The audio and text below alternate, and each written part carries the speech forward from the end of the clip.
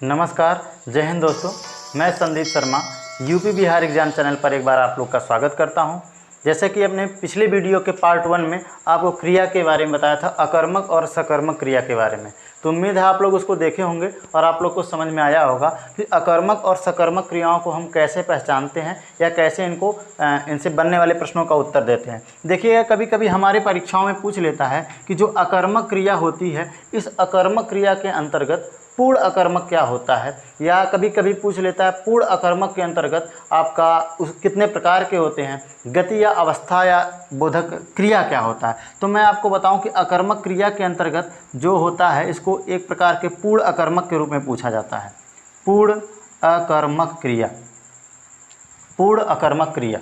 अब पूर्ण अकर्मक में क्या होता है, ये दो प्रकार का होता है। एक होता है आपका स्थिति या अवस्था बोधक, स्थिति या अवस्था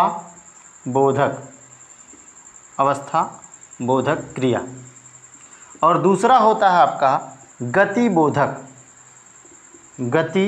बोधक। यानी कि अकर्मक क्रिया के अंतर्गत आपका एक होता है पूर्ण अकर्मक, और पूर्ण अकर्मक में क्या होता है, स्थिति या अवस्था बोधक, और दूसरा होता है गति या गति बोधक के रूप में जाना जाता है। तो पूर्ण अकर्मक क्या होता है, पूर्ण अकर्मक क्रियाएं ऐसी होती हैं, इनको व्यक्त करने के लिए किसी पूरक शब्द की ज़रूरत नहीं पड़ती। इनको व्यक्त करने के लिए पूरक शब्द की ज़रूरत नहीं पड़ती, इतना याद रखिएगा। लेकिन आपसे पूछा क्या जाएगा, स्थिति या अवस्था बोधक क्या होता है या गति बोधक क्या होता है। तो स्थिति बोधक में क्या आता है, जैसे मान लीजिए एग्जाम्पल है, उदाहरण है आपका कि लड़का हंस रहा है। ये क्या है, ये अवस्था बता रहा है। लड़का हंस रहा है या रो रहा है या बच्चे सो रहे हैं, वे नहीं। ऐसे उदाहरण है आपका बच्चे सो रहे हैं। दूसरा उदाहरण है आपका बच्चे सो रहे हैं। तो बच्चे सो रहे हैं, इसमें क्या भी पता चल रहा है, इस वाक्य में भी, इसमें भी आपको स्थिति के बारे में, यानी बच्चे की स्थिति के बारे में पता चल रहा है। कौन सी स्थिति है कि बच्चा वह सो रहा है, इसलिए भी क्या है आपका स्थिति या अवस्था बोधक हो जाएगा। ठीक है। गति बोधक में क्या हो जाएगा, जैसे बच्चे दौड़ रहे हैं। अब यही उदाहरण हो जाए कि बच्चे दौड़ रहे हैं, क्या पता चल रहा है, गति के बारे में। यानी कि जो इस वाक्य में क्रिया है वो गति के रूप में दिखाई दे रही है। अकर्मक क्रिया गति के रूप में है, तो अकर्मक क्रिया, लेकिन किस रूप में, गति बोधक के रूप में है। तो आप इस चीज़ को याद रखिएगा, स्थिति या गति बोधक। जैसे अगला एग्जाम्पल है कि हवाई जहाज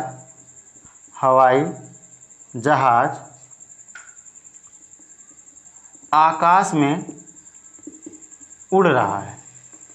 हवाई जहाज आकाश में उड़ रहा है। इस उदाहरण से क्या पता चलेगा आपको, तो इस उदाहरण में आपको गति के ही बारे में, उड़ना, दौड़ना, ये सब चीज़ें क्या है आपका गति से संबंधित है। जैसे वे दिल्ली जा रहे हैं या श्याम दिल्ली जा रहा है, तो ये भी क्या पता चल जाएगा आपका, ये गति के बोधक के रूप में। ठीक है। तो आप इसको याद रखिएगा, अकर्मक सकर्मक के रूप में इन क्रियाओं में कभी कभी पूर्ण अकर्मक के अंतर्गत स्थिति या अवस्था बोधक या गति बोधक पूछ लेता है। तो आपको इसलिए बता दिया जाएगा कि जिससे आपका कोई क्वेश्चन इसमें छूटने ना पाए, ना कोई त्रुटि होने पाए। ठीक है। अब इसके बाद देखिएगा, आपकी जो अगली क्रिया मिलेगी, जो आपका संरचना के आधार पे या रचना के आधार पे मिलेगा, वो सब क्रियाओं के बारे में हम चर्चा करेंगे। तो देखिए, आपको हम कर्म के आधार पर क्रिया बता चुके हैं। अब हम देखते हैं क्रिया प्रयोग और संरचना के आधार पे। तो प्रयोग या संरचना के आधार पे जो विभिन्न प्रकार की क्रियाएं हैं, इसके बारे में आपको बताता हूँ। जैसे सबसे पहली क्रिया है आपकी सामान्य क्रिया। सामान्य क्रिया है, नाम से ही पता चल रहा है सामान्य क्रिया। तो सामान्य क्रिया क्या होती है आपको बताता हूँ उदाहरण के माध्यम से। जैसे वह बाजार से आए, ऐसी जो क्रियाएं हैं वो क्या किसके अंतर्गत आएंगी, वो सामान्य क्रिया हो जाएंगी। जैसे वह नहाया, ये सब किसके अंतर्गत आ जाएंगे, सामान्य क्रिया में आ जाएंगे। ठीक है। अगला जो क्रिया है आपका संयुक्त क्रिया किसे कहते हैं। तो संयुक्त क्रिया क्या होता है, इसमें दो क्रियाएं, नाम से जैसे दो, संयुक्त मतलब क्या होता है, एक के साथ दूसरी भी क्रिया इसमें शामिल रहेगी। जैसे उदाहरण से आप समझिएगा, सीता खाना पका चुकी है, पका चुकी है। उदाहरण से आप समझिए कि संयुक्त क्रिया क्या होती है। नाम से पता चल रहा है संयुक्त। संयुक्त मतलब इसमें दो क्रियाएं, जिसमें से खाना पकाना, एक पकाना और एक चुका होना, जो सहायक क्रिया चुकी है, चुके हैं, ये दोनों मिलकर क्या संयुक्त का काम कर रही है, इसलिए क्या हो जाएंगी, संयुक्त क्रिया हो जाएंगी। जैसे पिताजी बाजार जा चुके हैं, पिताजी बाजार जा चुके हैं, तो वो भी किसके अंतर्गत हो जाएगा, संयुक्त क्रियाएं होंगी। देखिए आपके परीक्षा में मुख्य रूप से ये 3 क्रियाएं जो होती हैं, इनसे सबसे ज़्यादा प्रश्न बनता है। तो आपको मैं इनकी परिभाषा और इनके उदाहरण के साथ आपको बताता हूँ। जैसे अगला है आपका प्रेरणार्थक क्रिया।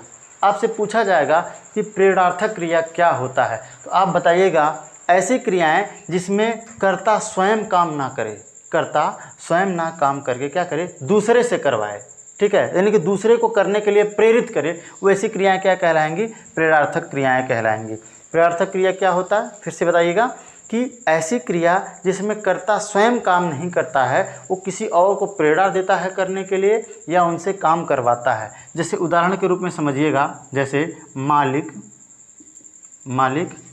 नौकर से पानी भरवाता है। जैसे मालिक नौकर से, अब इसमें देखिएगा कर्ता कौन है, मालिक क्या कर रहा है, नौकर से पानी भरवाने का काम कर रहा है, यानी खुद पानी नहीं भर रहा है, ये क्या कर रहा है, नौकर से पानी भरवा रहा है। तो इसलिए कौन सी क्रिया हो जाएगी, ये आपकी प्रेरणार्थक क्रिया। जैसे सिपाही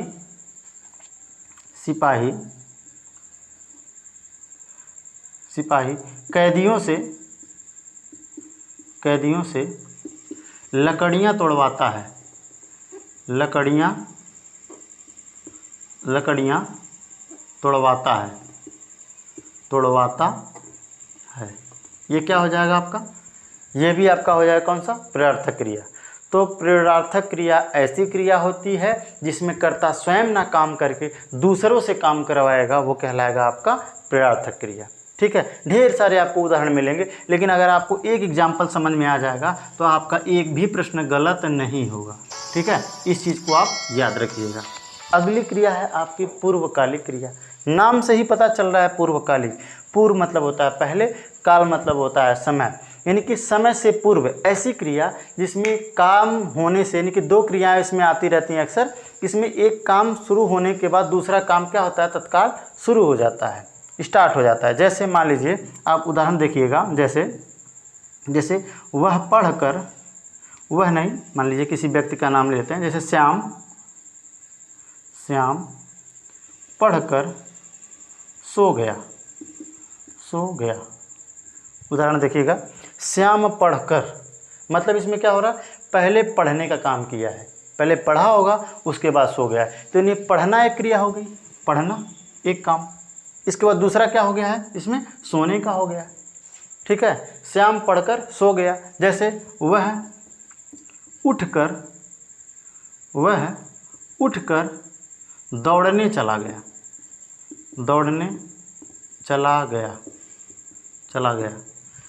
यानी कि वह उठा, यानी उठने का काम हुआ, उसके बाद दौड़ने चला गया।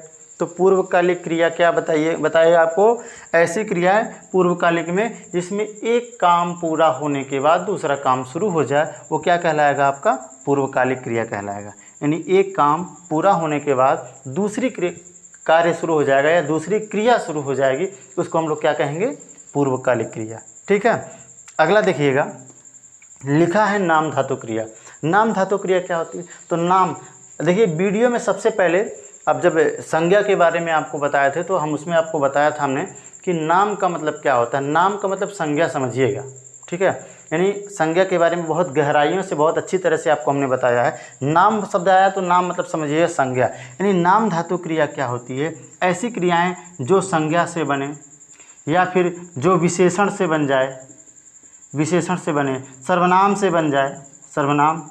तो ऐसी क्रियाएं जो संज्ञा, सर्वनाम या विशेषण से जो क्रियाएं बनती हैं, उन क्रियाओं को हम क्या कहते हैं, नाम धातु क्रिया। अब कहेंगे कैसे, तो जैसे मान लीजिए कोई संज्ञा शब्द आप ले लीजिए, संज्ञा शब्द है, जैसे मान लीजिए बात एक प्रकार क्या है, संज्ञा शब्द है। तो बात से कोई क्रिया बन सकती है क्या, हाँ, क्यों नहीं बन सकती है, बात से क्रिया बन सकती है बतियाना। बतियाना, देखिए क्रिया बन जाएगी। बात से क्रिया क्या बन गई आपका, बात से बतियाना बन गया। कोई भी संज्ञा शब्द आप लेंगे उससे अगर क्रिया बन जाती है तो क्रिया क्या कहलाएगी आपकी वो कहलाएगी नाम धातु क्रिया। विशेषण में कोई शब्द ले लीजिए, जैसे चमक है, चमक, तो चमक शब्द क्या है आपका, चमक शब्द आपका है विशेषण, ठीक है। अब इससे क्या बन सकता है, चमक से चमकना हो जाएगा, चमक से क्या बन सकता है, चमकना हो जाएगा, ठीक है। सर्वनाम की बात करिए, सर्वनाम में शब्द है आपका जैसे अपना, अपना शब्द होता है, आप जानते हैं पुरुषवाचक सर्वनाम पढ़े होंगे, सेकंड पर्सन का प्रोनाउन, ठीक है।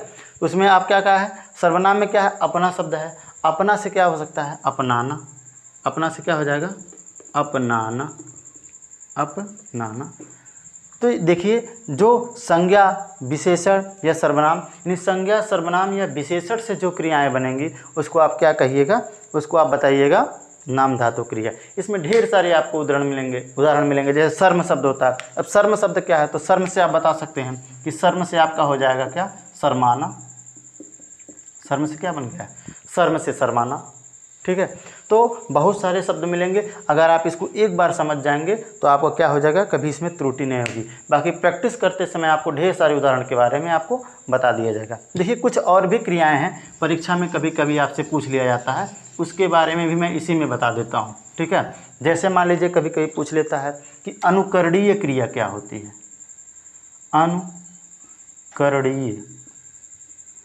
अनुकरणीय क्रिया आपसे पूछा जाएगा, बताइए अनुकरण क्रिया। याद रखिएगा ऐसी क्रियाएं जो ध्वनियों से बने या जो ध्वनि से उत्पन्न हो, किससे, ध्वनि से। अब आप कहेंगे ध्वनि से कैसी क्रिया उत्पन्न होगी, ध्वनि से क्या क्रियाएं बन सकती हैं, तो बन सकती हैं, आपको मैं उदाहरण बताऊंगा तो आप समझ जाएंगे कि ध्वनियों से जो क्रियाएं उत्पन्न होती हैं, जैसे है आपका फड़फड़ाना, फड़फड़ाना हो गया, ये कौन सी क्रिया हो जाएगी आपकी, ये क्रिया कहलाएगी आपकी अनुकरणीय। जैसे घोड़े हैं, घोड़े क्या करते हैं, हिन हिनाते हैं, तो आपका हो जाएगा हिन हिनाना, हिन हिनाना, ये भी क्रिया क्या हो गई, हिन हिनाना आपका हो जाएगा अनुकरणीय क्रिया। थपथपाना, थपथपाना भी आपकी क्या हो जाएगी, अनुकरणीय क्रिया हो जाएगी। दरवाज़ा लोग खटखटाते हैं, खटखटाना, खटाना, खटखटाना, तो खटखटाना, हिन हिनाना, फड़फड़ाना, ठीक है। चहचहाना, चिड़ियाँ क्या करती हैं, चहचहाती हैं, तो आपका हो जाएगा चहचहाना, चहचहाना, ये सब क्या हो जाएगा आपका, ये सभी के सभी अनुकरणीय क्रिया हो जाएंगे, ठीक है। देखिएगा इसको, आपको जो भी क्वेश्चन इससे बनने वाले होंगे आपको प्रैक्टिस सेट में करवा दिया जाएगा।